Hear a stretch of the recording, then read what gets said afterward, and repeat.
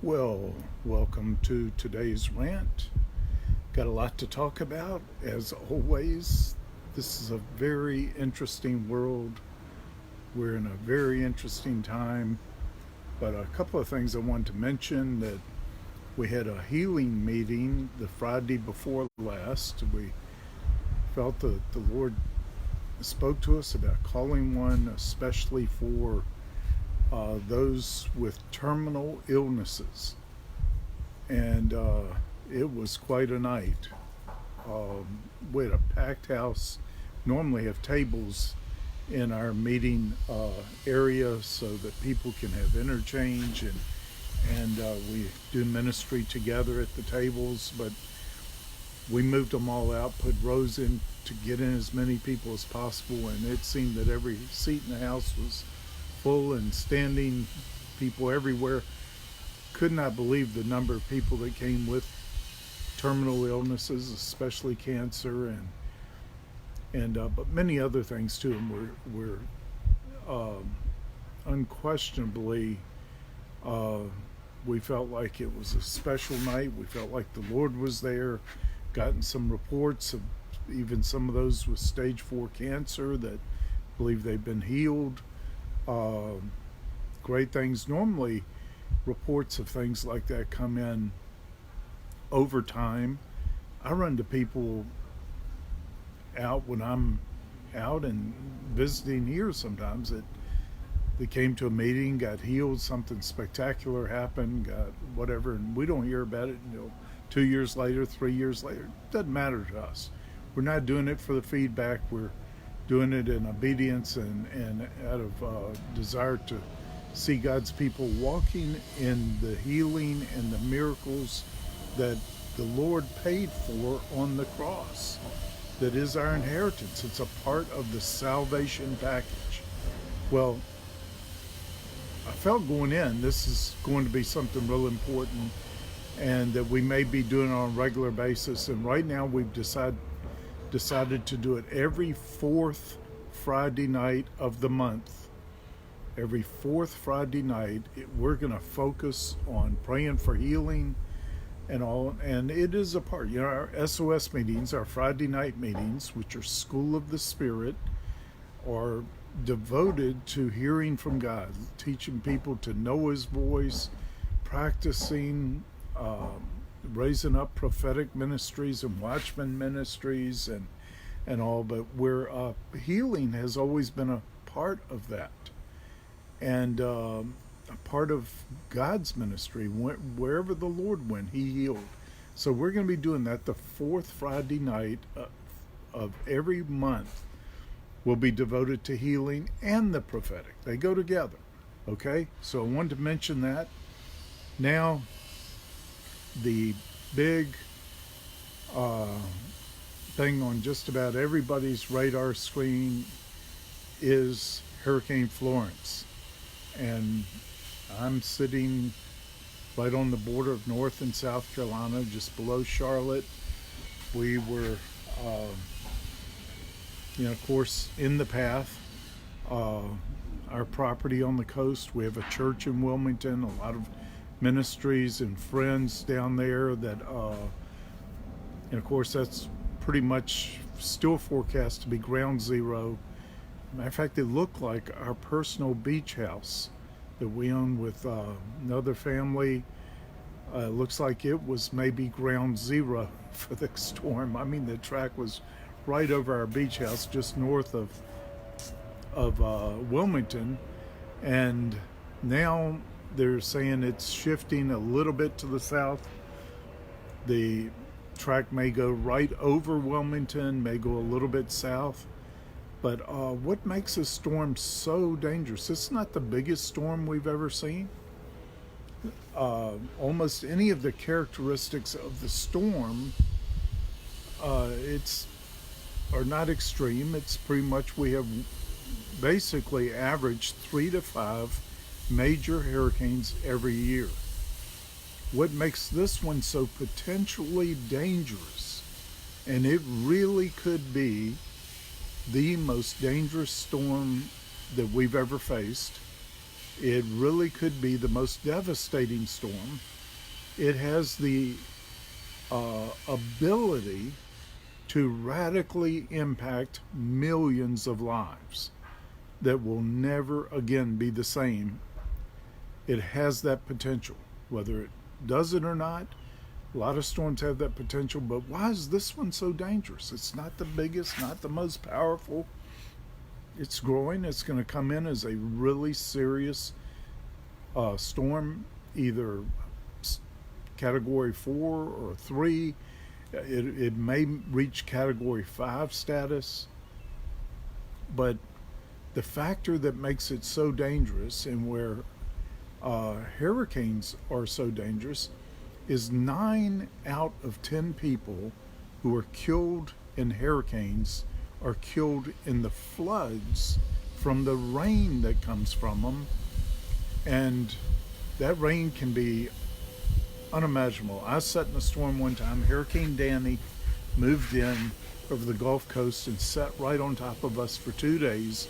And I think they measured the greatest rain amount in one place at any time up until that time. I don't know if it's been surpassed, but we sat under 48 inches of rain over a 2-day period.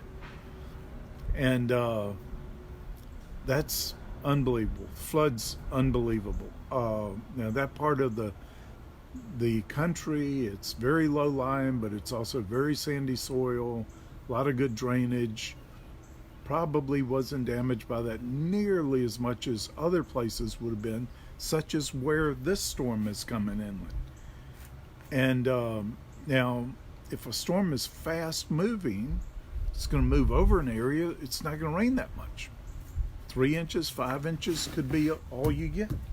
But they've been saying for a couple of days now, the rainfall from this storm is not going to be measured so much as inches as in feet, because it is projected to slow down as it approaches the coast.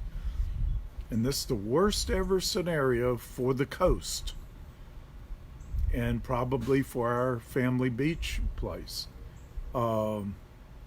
It's, when it does that, it builds up the water in front of it, pushes it up into what is called the storm surge, where at our beach, high tide comes to a certain point every day.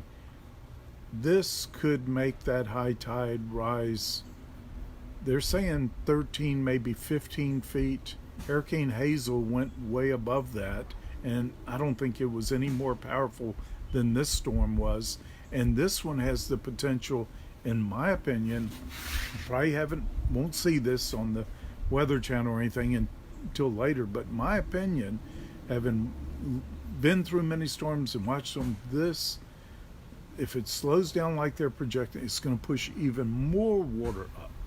Now, down at Katrina, that kind of scenario happened. The storm surge was about 30 feet, and it basically wiped out every structure up to those above 30 feet above sea level. And as way inland, there was nothing. It was just wiped clean almost, and a few foundations left here and there, but it was quite remarkable. I think where our beach house is, if the storm surge is 15 feet, our house is in real serious trouble. Where it's up on stilts like your typical beach property, but the waves already are expected to be measured maybe 20 feet above the storm surge. That's how the ocean rises. The storm surge is the ocean rising. Then you have waves on top of that. If it goes 15 feet and then 20 foot of waves, that's 35 feet. That's going to be reaching the roof of our house and all those along the coast there. But I think it could even be bigger than that, the way it's looking. And now the factors are that it's turning, they're expecting it to get close to the coast, may come in a little bit, it may stay offshore a little bit. Offshore scenario is way worse. It will keep its strength for much longer. And now it's looking like their projections are that it's going to move down the coast, maybe just offshore, where it maintains its strength. And now they're saying one projection, the European model, has it coming in down south of Savannah, moving very slowly down there. So storm surge at high tide is the worst possible thing. If this is the case, it's going to go through 2, maybe 3 or more high tides at each place as it moves down the coast. So the beach property has, the potential to be just unimaginably devastated. If the rainfall inland, if it moves as slow as they're saying they're looking for it to move, unimaginable flooding. I don't think we've ever seen anything quite like this. If it moves down to just an hour or so ago, the entire state of Georgia was put under an emergency, a state of emergency. The entire state, because the worst damage from the storm, as devastating as it could be along the coast, it could be way more so from the floods hundreds of miles inland that come from this storm. And it could rain like this, a deluge for days, expected, and that it could be longer than that. Now, I'm just painting you a picture. Hopefully you'll pray. We'll pray, and you'll take it seriously, get out of there, which most people are. This thing looks and feels like a really, really, really bad catastrophe waiting to happen. And until just about an hour or so ago, Charlotte, our area, was under extreme threat, the highest level threat of catastrophic, devastating damage, mostly from flooding. Don't expect the winds to do that much this far inland, but even a little wind under this scenario could be more devastating than usual because the ground gets saturated. The reason so many trees fall over during these storms, the ground gets so saturated and soft, a much lesser wind can push them over. And the ground around here is already pretty saturated, all over the southeast right now. It looks like, perfect storm doesn't even describe this, how so many factors look like they're lined up for the worst possible devastation from this storm. And so the winds, we'll probably get tropical storm force winds here with the ground saturated like that. Expect power outages everywhere. Trees fall on power lines, knock out the power. Roads can be washed out everywhere, and little communities. We saw this Katrina, other hurricanes when we were really engaged in the disaster response, where whole communities could be totally isolated, and even FEMA or emergency vehicles and all could not get to them for days and days. No food, water. If you don't have that stored up and ready, it's going to be too late for a lot of people. So, it wouldn't be out of the question for roads right here all around Charlotte to get, devastated so that you can't get in and out of wherever you are. And then you have the power outage situation on top of it. Now, I'm speaking about Charlotte. That could be true in the mountains. It could be true virtually over the entire state. South Carolina as well, and now Georgia saying we're in it. Atlanta could be absolutely devastated with floods from this storm. It is really that serious of a scenario. Of course, I'm praying, I'm asking the Lord for direction and guidance and what we need to do to help. We're taking in evacuees from the coast. We're doing all that we can to be prepared. We're trying to be sure all of our backup generators have plenty of fuel and everything else, food, the works. We're doing, our goal at this point is to help preserve as many and save as many as possible. It could be that kind of thing. This could be the worst disaster in U.S. history. Outside of war or any conflict in war, this could be the worst as far as property destroyed and all. I feel like so many people have heard the warning and just felt this is really a dangerous storm. Most have been really serious about packing up, getting out of the path. And but like I said, the path covers so much ground. We're several hundred miles. We're a 4-hour drive from where the storm is expected to come in, and we could be in worse danger from flooding than the coast is from all it's facing. 5 inches of rain in this area, there's going to be serious floods. If that thing moves as slow as they're saying, moves where it's saying, we could be talking 20 inches, 30 inches, maybe more. It's unimaginable. So why aren't I fleeing? Because we got so many people here. I'm not going to leave all these people that have come here seeking refuge. And also, this is our neighborhood, this is our community. And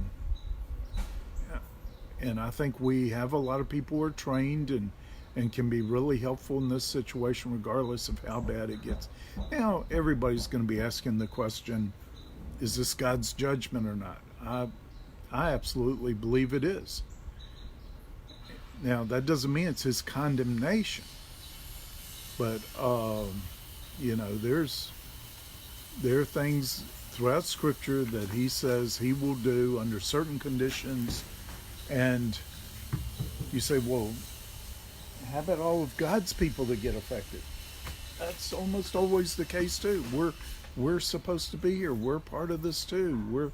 We're the watchmen on the walls. We're whatever. Even Jeremiah, when those who were going to kill him, when Nebuchadnezzar offered him refuge, I'll take care of you, I'll provide for you. He said, no, I can't leave God's people. God's people killed him a few days later. They hated him so much because he had warned them for years of all that had happened. Then when it happened and he was right, they got mad at him. And, of course, they stayed mad at him, but that's the nature of the prophetic ministry if you're going to be a faithful one to the Lord. But you can't desert the people. And so, I'm not afraid of anything. I'm not worried. I think we're in a pretty good, safe place. We've been protected before. One time we used to have a ministry place down at Sunset Beach, which our people used as a retreat. And I used to, when our staff was smaller, we would take our entire staff to the beach.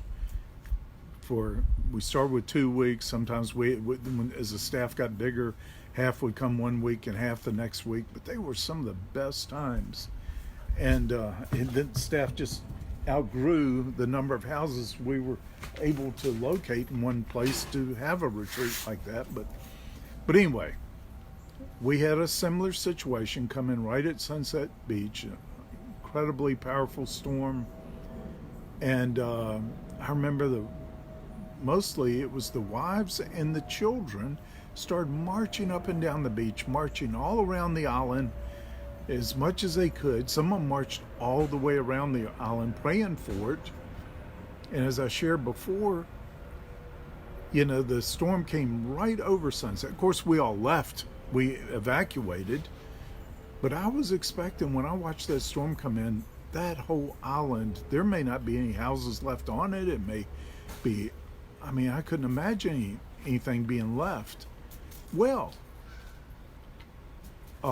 we went down there after the storm, and that island had, I think it was a couple of screen doors were blown off and a couple of shingles. That was all the damage on the whole island. Now, all around that little island, it was devastating. It looked like a 50-mile wide tornado had come through in some places, but I think God protected that island, and I think we have that authority to protect place where we have spiritual authority, where we've been put. Of course, we're praying that for all of our neighbors, and for all in this storm, that it be lessened, and that if this is the judgment of God, remember mercy and all, and but whether he does or not, I believe all things work together for good. I mean, it's that beach place is where I've written a lot of my books. It's where I had so many of the what I think are just the greatest encounters with the Lord, and family times and everything. It would be a huge loss if it happened, but I'm good with it. If it's in the Lord's purpose, hey, we got insurance, we'll build a new one or whatever. But it works for good. We just have to deal with what comes. And now, I'll get a lot of messages, a lot of comments. We have authority. We can turn it back to sea and everything. I started praying that. I heard the Lord say, no. Don't pray for that. This one's going to come in. It's going to do some damage. It is going to be a message. After this, I think everyone, I don't care where you live, we're going to understand how we need to be prepared for anything to happen at any time. There's certain ways we do prepare, I think out of faith, not out of fear. But I think there's going to be a real focus on that after this storm. Being prepared is smart. And, towns get devastated from all kinds of things. Earthquakes, tornadoes, hurricanes. I mean, that's the world we live in, that is in pretty much chaos because of the fall of man, which is why the whole creation is groaning and travailing for the revelation of the sons of God, that God's people will take their place again, rightly submitted to the Lord, rightly in union and walking with the Lord, and bring order out of all this chaos again. And but the situation is really serious, and I read where the Washington Post is blaming the storm on President Trump. Now, personally, I think it's the Russians. It has to be the Russians, but you got to be kidding me. How crazy can you be? I mean, they were literally saying he has to take the blame for this storm because of his belief on climate change, or lack of belief in climate change. If he had rabidly believed in climate change and done all he could that they say needs to be done to correct climate change, this storm would have still come. Trust me, that he couldn't have done anything. I mean, how crazy are these? And all it does make the climate change people look like bigger nuts than ever. And you know what happened? You may have seen the study I saw it just a few weeks ago. I'm not sure when it came out, but it was pretty recent. And I think the reason is for crazy stuff like that. And I really believe the way the environment's being treated, and a lot of the stuff that's going on with the environment, it's devastating. It says in Revelation 11, the Lord will destroy those who destroy the earth. God so loved the world, he gave his son. The whole world, not just people. And that there's some real issues there, but that kind of madness, it's beyond belief. But as I look at the oceans being stirred up by these storms, the Revelations and Isaiah both use the many waters as the many peoples, a metaphor for the many peoples. And I think people are being stirred up. They're going crazy. I can't believe the Washington Post, any legitimate newspaper in the country, would publish something that crazy. The Washington Post did it. But listen, what we do need to do is, instead of wild speculation and crazy things like that, even if you don't think that the Lord judges anymore, whatever, which is another crazy, some crazy ideas, if you have any sense or believe in any way in the Bible. But why is he allowing it to happen? Because at the very least, he is allowing it.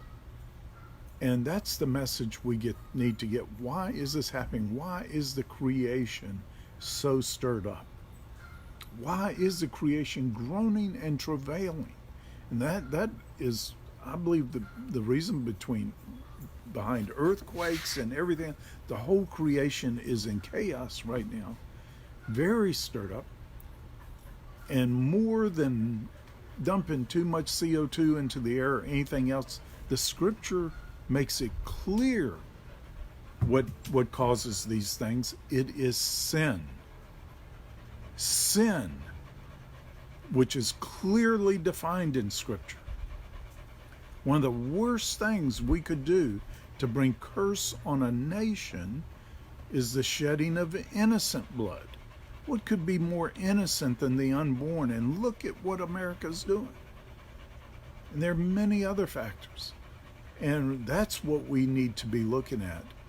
And understanding, okay, if this is the judgment of God, it's not his condemnation. His judgment in Scripture, like if you read the way the judgments of God came upon Egypt to set his people free, they get progressively more serious and more devastating. It's like he prefers mercy over judgment. But if judgment has to come, he wants you to get the message before it gets too serious. But if you don't get the message, it's got to get more serious.